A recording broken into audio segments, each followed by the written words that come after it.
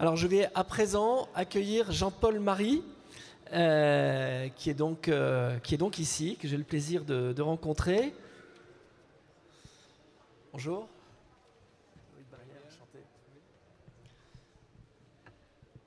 Alors Jean-Paul Marie, vous êtes l'auteur de nombreux livres.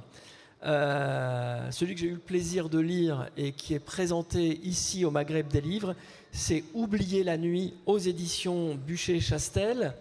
Alors Jean-Paul Marie, vous êtes journaliste, carte de presse 39-235, grand reporter et écrivain, prix Albert Londres, prix Bayeux des correspondants de guerre, grand prix des lectrices L. Vous avez notamment publié La nuit algérienne, Sans blessures apparentes et des bateaux ivres. Et alors, comme la plupart des gens qui sont là, je pense qu'on a tous lu vos grands reportages dans le Nouvel Observateur. Alors, dans ce très beau récit, Oublier la nuit, vous écrivez « J'étais né dans la guerre, elle serait mon terrain d'enquête ». L'horreur de la guerre est très présente dans votre livre et le lire aujourd'hui est très troublant quand on voit ce qui se passe en Israël et à Gaza. Vous nous racontez la guerre d'Algérie telle qu'elle s'est imposée à vous, la mort de votre père abattu d'une balle de gros calibre dans le dos pendant qu'il changeait la roue de la voiture familiale. Il y a eu aussi, en même temps, la mort de votre grand-père. Ce sont les événements fondateurs de votre vie, ce sont des événements auxquels vous vous référez aussi dans votre travail de grand reporter ? En plus, on peut dire que c'est comme ça que tout a commencé, quoi. Parce que moi, je n'étais pas programmé pour être grand reporter. J'aurais sûrement fini vendeur de loukoum ou des choses comme ça, enfin un truc agréable. Mais c'est vrai que ce qui s'est passé a changé les choses. Ce livre, si vous voulez, est un livre un peu particulier parce que c'est tout ce que j'ai pas pu dire, tout ce que j'ai pas voulu dire, tout ce que j'ai pas su dire aussi pendant ces 45 ans de reportage et puis pour une quarantaine de guerres, 40 environ. J'ai pas pu dire parce que quand on est reporter, on n'est pas là pour parler de soi déjà. On est là pour raconter les autres et les faire entrer dans une histoire. Ce que j'ai pas voulu dire, c'est parce que je suis pas très porté aux confessions, à dire ce que je pense, à l'intimité, ce qu'on appelle une certaine pudeur. Et puis ce que j'ai pas su dire, parce que j'avais plein de questions, mais j'avais pas forcément les réponses. Et puis quand j'avais une réponse, ça m'ouvrait vers une autre question. Donc comme je n'avais pas l'impression de savoir, je ne disais pas. Alors c'est vrai que si on prend l'histoire telle que vous la posez, moi ça a commencé effectivement par l'assassinat de mon père et de mon grand-père qui ont été abattus un jour de grève générale à Hussein-Dey dans la banlieue d'Alger, un 14 février, fête de la Saint-Valentin, bonne fête. Et si vous voulez, ça a été une rupture absolue. Un enfant, puisqu'on parle d'un enfant, j'avais 11 ans et demi, un enfant, quand il se passe quelque chose comme ça, on lui coupe son ciel en deux et puis on lui dit, il comprend inconsciemment, mais fortement, qu'il y a un avant et un après. Et on lui dit, tu n'es plus un enfant. Voilà, à partir de là, tu n'es plus un enfant. C'est ce qu'on m'a dit, ce que ma famille m'a dit, en me disant que j'étais le chef de famille, ce qui était un grade, franchement, que j'étais très peu porté à assumer, parce que j'étais l'aîné. Donc à partir de là, il y a deux solutions pour un enfant. Les enfants m'intéressent beaucoup dans leur façon de percevoir et d'encaisser les chocs. Et on parle de l'Ukraine en ce moment, ou de Gaza, ou d'Israël. Il y a un nombre d'enfants considérable qui raconteront des histoires dans 20 ans un peu similaires, je pense. Si vous voulez, un enfant, il y a deux solutions. Soit il est écrasé, et là il devient soit un malade, soit un conforme, soit quelqu'un qui va s'aligner sur la vitrine déjà un peu surchargée des victimes, soit il se passe quelque chose. Et moi, il s'est passé quelque chose, c'est que, sans m'en apercevoir, parce que vous savez, on croit toujours qu'on décide dans la vie et qu'on choisit et qu'on va vers quelque chose et qu'on l'a obtenu, etc. En fait, c'est pas vrai du tout. C'est plus simple que ça. On est programmé par quelque chose, par un ensemble de faits, qui fait que finalement on va vers là où on doit aller. Les Grecs disaient que, les Grecs, vous entendez parler des Grecs tout à l'heure, mais c'est vrai qu'ils ont beaucoup de choses à nous apprendre, encore aujourd'hui, beaucoup. Ils disaient, l'homme doit accomplir son destin de mortel, mais il ne sait pas quel est son destin de mortel. Alors Proust disait, on croit que le passé, on croit pouvoir décider de l'avenir, en substance, il écrivait mieux que moi, on croit pouvoir décider de l'avenir et en fait on ne s'aperçoit pas que notre passé nous y emmène directement. Bon, voilà. Donc moi ce que j'ai essayé de faire sans le savoir, encore une fois, c'est d'aller fouiller la question du pourquoi. Puisque comme j'étais un gamin, et quelque part en nous on a toujours cette part d'enfance, on est toujours un enfant, je me suis toujours posé la question du pourquoi. Alors banalement, on peut dire pourquoi le mal, pourquoi la violence, pourquoi la douleur, pourquoi le mal. C'est une question qui n'est pas nouvelle et qui est infinie. Mais quand elle est posée sur le plan personnel, elle prend une couleur particulière. Donc j'ai cru que je pouvais le soigner, le mal, parce que je suis devenu kinésithérapeute en hôpital. Donc j'étais en réanimation, en polytraumatologie, en neurochirurgie, évidemment pas en dermato. Je suis allé vers ce qui était le plus violent et là où je pensais que j'étais en contact avec la mort et je pensais qu'on pouvait la soigner, ce qui était un peu présomptueux. Et puis j'ai interrogé la violence, la douleur, la mort, puisque j'étais en contact avec elle et ce qu'on pouvait faire. Et je me suis vite aperçu que c'était pas assez. C'est un peu curieux de dire ça, mais c'était pas assez. Il y avait quelque chose auquel je n'avais pas accès. Et donc, j'ai quitté ma blouse blanche, au grand désespoir de ma maman, pour devenir reporter. Et disons que, bref, parce qu'on n'a pas des heures, mais je me suis retrouvé plus tard, après des périodes, quand vous êtes kinési, que vous voulez devenir journaliste, ça fait rire beaucoup de monde, donc ça prend un peu de temps de les convaincre. Mais je me suis retrouvé finalement pour un premier reportage, pratiquement un premier reportage à Beyrouth, où j'ai débarqué un jour avec des militaires français qui venaient faire une opération à eux. On a débarqué façon commando, c'était assez drôle d'ailleurs parce qu'ils sont arrivés avec le fusil en avant au petit matin, etc., sur une plage de Beyrouth, mais avec des parasols, ils étaient un peu rouillés d'ailleurs. Les plagistes n'étaient pas encore arrivés, donc on a attaqué une plage de parasols rouillés. Et là, j'ai décidé de les quitter et d'aller vivre ma vie dans Beyrouth. Et ce qui s'est passé, pour ceux qui connaissent un peu Beyrouth, c'est que je me suis approché de la ligne verte, évidemment, qui était la ligne de front, la ligne de contact. Et je me suis approché de là. D'ailleurs, je me rappelle sur le chemin, en marchant comme ça, le premier contact, ça a été une voiture carbonisée sur un trottoir, avec une flaque noire autour, donc elle avait explosé et depuis un moment. Et à l'intérieur, il y avait un monsieur, mais qui était un squelette, qui avait les mains sur le volant et qui regardait à travers le pare-brise. Et donc je me suis approché et là, j'ai senti que je touchais quelque chose. Puis je ne suis pas resté longtemps parce que je me suis dit finalement que si il était là depuis si longtemps et que personne ne l'avait touché, c'est qu'il y avait des grandes tours avec des snipers. Donc je suis parti assez vite et j'ai eu raison. Mais si vous voulez, je me suis approché et j'ai vu une ville avec des sacs de sable, avec l'odeur de la poudre, avec le sang pas loin. Et je me suis dit, bizarrement, j'y suis. Oui, mais j'y suis, mais je suis où? Et en fait, j'étais à l'endroit tel que je l'avais quitté de l'Alger, de la guerre d'indépendance pour les derniers mois, où il y avait des attentats au plastique, des égorgements, que j'avais vu d'ailleurs, la morgue, le sang, etc. Je me suis dit, j'y suis. Et dans tous les reportages que j'ai fait ensuite, j'ai toujours eu envie, envie d'aller vers l'endroit où on avait passé la rédaction, l'avion, l'hôtel, la ville d'arrivée,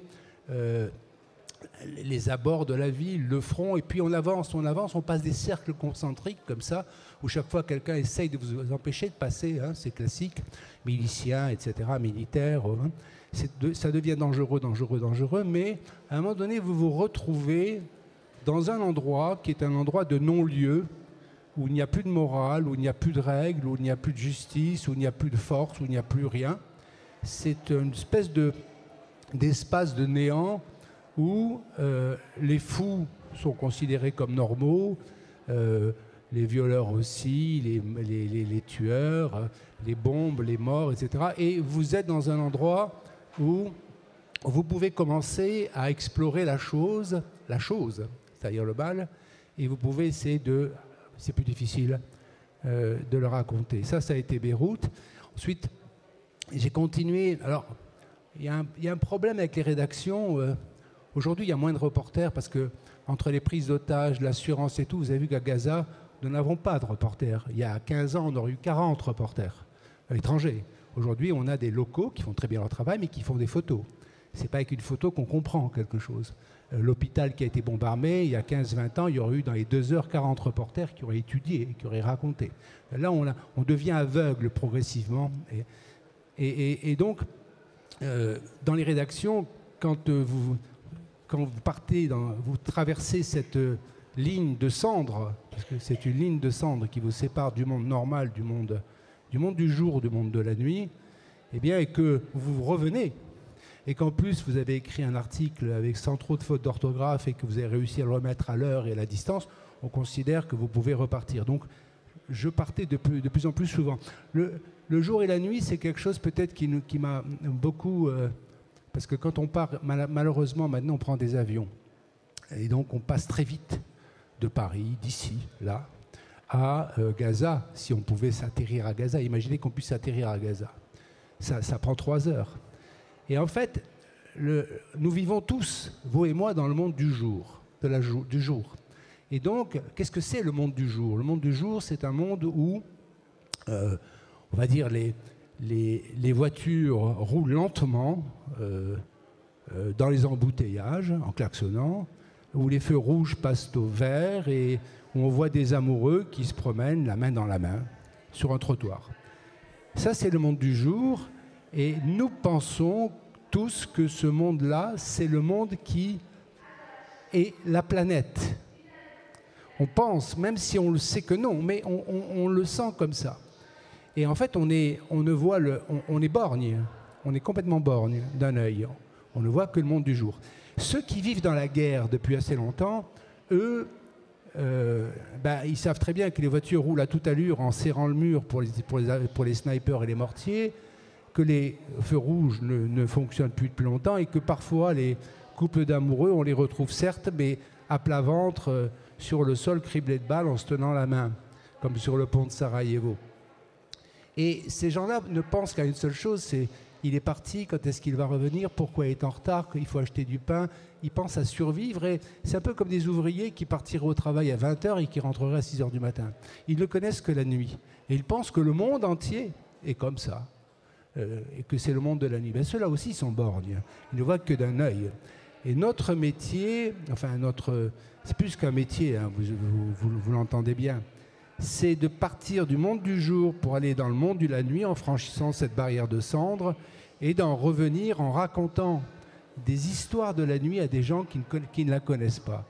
Donc c'est une espèce de... On ouvre les 2 yeux, on essaye d'ouvrir les 2 yeux en même temps. Ça fait loucher parfois et ça peut même vous rendre fou. Mais c'était ça. Et moi, j'ai continué à faire des reportages et puis par hasard, je me suis retrouvé... Enfin, par hasard, oui, par hasard. Mais je pense que c'était un piège parce que, en fait, je ne pensais pas aller en Algérie. L'Algérie, pour moi, c'est la terre des Algériens, c'est la terre de mon enfance.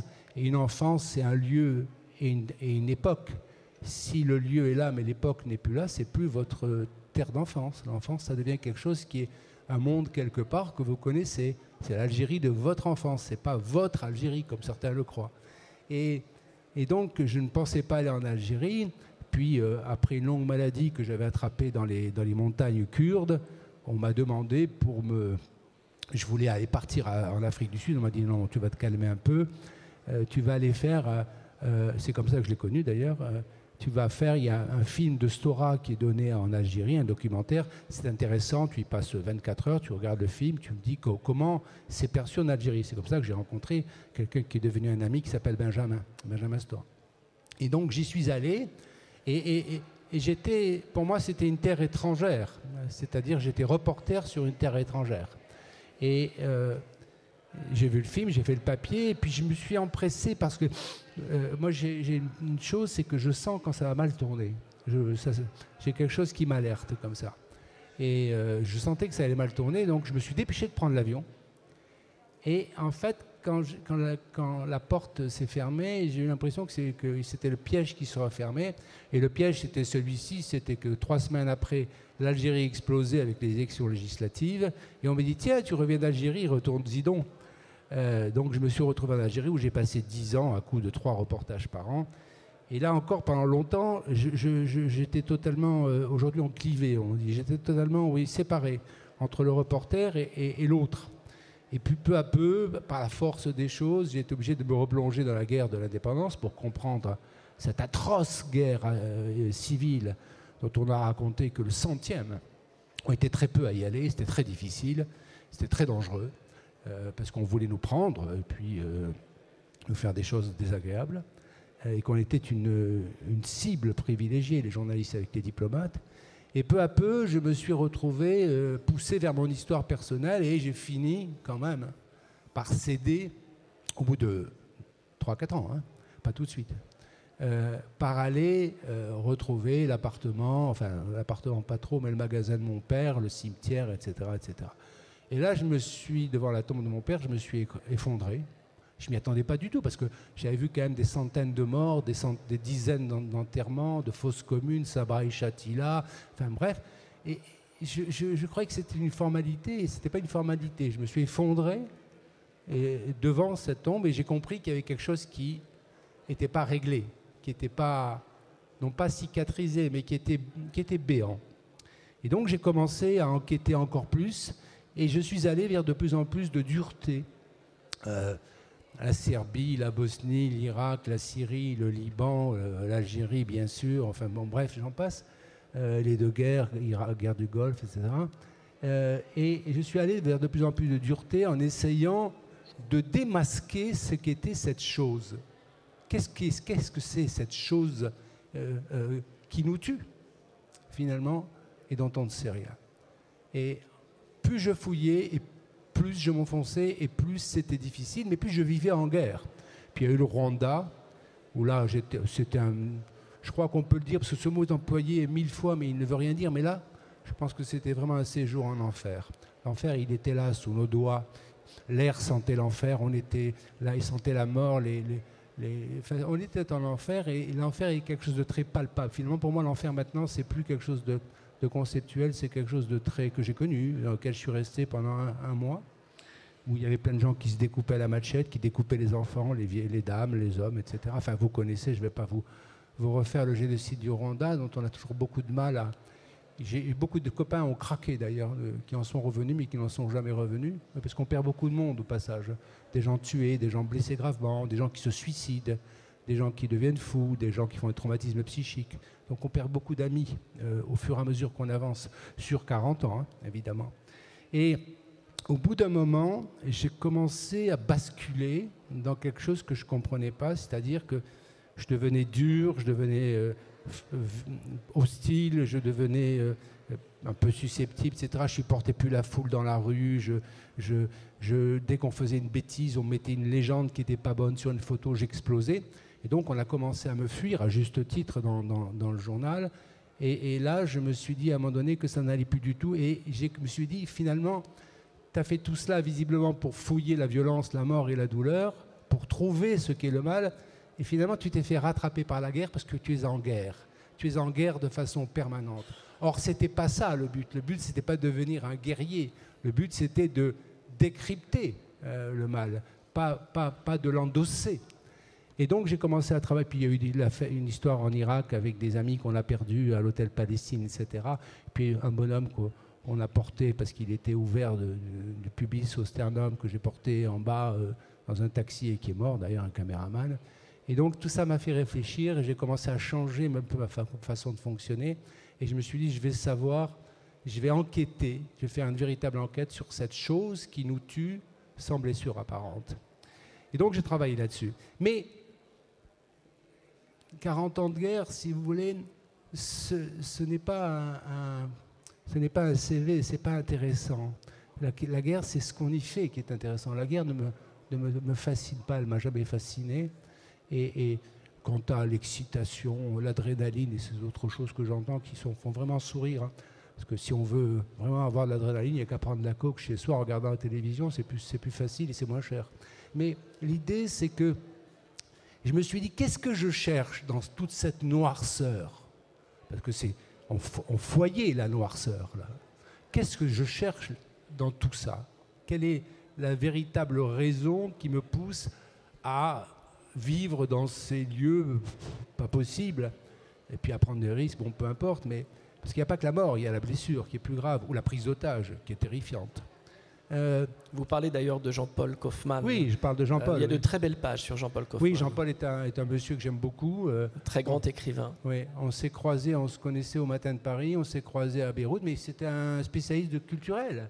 Je lui ai dit, mais qu'est-ce que tu fais ici? Je l'ai rencontré à Beyrouth, je lui ai dit, qu'est-ce que tu fais ici? Il me dit, écoute, il y avait quelqu'un, il cherchait quelqu'un. J'ai dit, moi, le Liban, j'ai toujours aimé. Oui, mais il a aimé le Liban de Balbec, de la musique, des concerts, de la littérature. Il me dit, j'ai dit oui. Et il me dit, c'est formidable ce qu'on voit, c'est extrêmement intéressant. Je dis, oui, mais enfin, bon. Et puis, un mois après, il se faisait prendre en otage et il a écrit depuis des choses extraordinaires là-dessus, sur justement cette ombre, cette obscurité. Il est passé de l'autre côté du miroir, lui aussi. Mais en fait, je me suis dit, qu'est-ce qu'on cherche? Qu'est-ce que je cherche? Et en fait, ce que je cherchais, et ce que je cherche toujours, mais avec beaucoup plus de sérénité, c'est la lumière. C'est pas la noirceur qui m'intéresse. La noirceur, c'est pas intéressant, puis c'est dur. C'est la lumière. Et la lumière, où est-ce que je l'ai trouvée? Eh bien, je l'ai trouvée à tel endroit, à Beyrouth, chez un couple de gens. Roger et Hanan. Roger et Hanan, en Israël, avec ce soldat israélien qui avait été brûlé complètement, qui n'avait plus de visage, plus de nez, plus de sourcils, plus d'oreilles, etc., plus de lèvres, qui était un monstre, et avec qui je suis devenu ami, mais qui avait une lumière intérieure et une vision du monde et des Palestiniens. Il disait, ouais, mais ils font la guerre avec leurs armes. Moi, je l'ai fait avec les miennes. Bon, ben voilà, on a fait la guerre ensemble. Ils m'ont jeté un cocktail Molotov sur la tête. Bon, ben voilà, tant pis, ça s'est passé comme ça. Aucune vindicte, aucune rancune. Et je l'ai trouvé en Algérie, chez un ami journaliste algérien, qui est un homme extraordinaire. Je l'ai trouvé. Et Rachid Mimouni aussi. Comment? Rachid Mimouni aussi, à qui vous rendez hommage. Rachid Mimouni, que j'ai rencontré au Maroc. Et je sentais que c'était un homme qui est en train de mourir. Et on dit qu'il est mort d'une hépatite parce qu'il buvait comme un trou. Oui, il buvait comme un trou, ça je peux vous le confirmer. Mais il est mort de l'Algérie, il n'est pas mort d'une hépatite. Et voilà, cette Algérie perdue. Il y a aussi cet écologiste brésilien, Chico Mendes, que je n'ai jamais vu, mais j'ai tellement travaillé sur lui à la frontière du Pérou, de la Bolivie. Ce sont de très belles pages dans votre livre. Oui, c'est un homme extraordinaire, mais il est mort. Bon, il a été assassiné pour sa cause, mais c'était il y a 40 ans ou 35 ans. C'était un écologiste avant l'heure. Bref, je crois que... et puis même, j'ai travaillé dans un hôpital pendant 2 mois à Vicenne, à Bobigny, pendant le Covid. Et le travail que vous avez fait aussi, excusez-moi de vous couper, sur les sans domicile fixe, qui m'a beaucoup marqué dans votre livre. Oui, alors en fait, les sans domicile fixe, rapidement, je crois, parce que je ne veux pas... sans domicile fixe, je revenais de reportage, et chaque fois que je rentrais de reportage, je voyais l'hiver avancer une soupe populaire sur la place de la Bourse, là où il y a le Nouvel Observateur. Soupe populaire, place de la Bourse, déjà, c'est intéressant, quoi. Bon. Et puis... je disais, mais qui s'en occupe? Oui, on s'en occupe, t'inquiète pas. Et en fait, personne n'avait envie d'y aller. Donc un jour, au bout du 3e reportage où je revenais, il faisait février, il faisait un froid de gueux. J'ai très mal choisi mon époque. J'ai dit, écoutez, il m'a dit, tu voudrais pas nous le faire? Bon, très bien. Donc je suis descendu, je suis rentré chez moi, j'ai pris un gros blouson, un bonnet de laine, 5 €. Et je suis parti un mois dans la rue, en allant les voir, on a discuté, puis on est parti ensemble. Je suis parti un mois dans la rue sans rentrer chez moi, je dormais sur les plaques d'égout, dans les métros, etc. Et j'ai découvert que finalement, le monde de la nuit, il était là, en bas de l'observateur. C'était pas la peine parfois d'aller, parfois il n'était pas à 3000 km, il était là. Et donc j'ai vécu avec eux, ou seul, et au bout de 4-5 jours, je ne savais plus très bien où j'étais, les gens me regardaient, ils ne me regardaient pas d'ailleurs, ce qui était mieux. On m'a pissé dessus, des jeunes fêtards m'ont pissé dessus pendant que je dormais sur une bouche d'égout la nuit. Et je suis allé très loin dans dépersonnalisation, dans cette paupérisation, de cette dégradation, de cette descente comme ça sociale, et je me suis aperçu ce qu'était être SDF. Et puis au bout d'un moment, quand je ne pouvais plus écrire, quand je ne pouvais plus penser, parce que je n'écrivais pas, je prenais des notes, mais je n'arrivais plus à la fin à faire sujet, verbe, complément, je suis revenu au bout d'un mois et j'ai essayé de raconter ça à ceux qui ne savaient pas, là aussi, le monde de la nuit. Donc si vous voulez, ce qui m'intéresse là-dedans, c'est la lumière. Et la lumière, on la trouve chez les hommes. Pas tous. Pas tous. Mohamed Dave, à Gaza, on ne va pas trouver Bezef la lumière. Mais la lumière, on la trouve. Il y a cette aide-soignante que j'ai croisée à l'hôpital Avicenne à Bobigny, parce que je suis resté 2 mois en réa, en réanimation, pas dans le lit, hein, comme accompagnateur, etc. Parce que j'avais pu me glisser dans cet hôpital grâce à la complicité d'un professeur de médecine, rester 2 mois et envoyer des notes. Et cette femme est extraordinaire, et elle s'appelle Jeanne, et elle avait une lumière en elle incroyable, d'une simplicité totale. Donc ce que j'ai cherché, et c'est pour ça que ce livre, même s'il est parfois dur, on me dit il n'est pas tendre, il n'est pas facile. Oui, parfois il est dur parce qu'il raconte cette marche dans la noirceur, mais il faut bien entendre que, en fait, je ne regrette absolument rien, sauf la mort de mon père peut-être, mais et les loukoums, mais je ne regrette rien parce que cette marche vers la lumière, quand on est dans la noirceur et qu'on trouve de la noirceur a perdu. Et c'est la lumière qui gagne. Et cette lumière, c'est chez les autres, chez les gens qui nous ressemblent, qu'ils soient du monde de la nuit ou du monde du jour. Merci beaucoup Jean-Paul Marie, c'est un très beau livre, Oublier la nuit, avec notamment une très belle réflexion sur l'écriture aussi.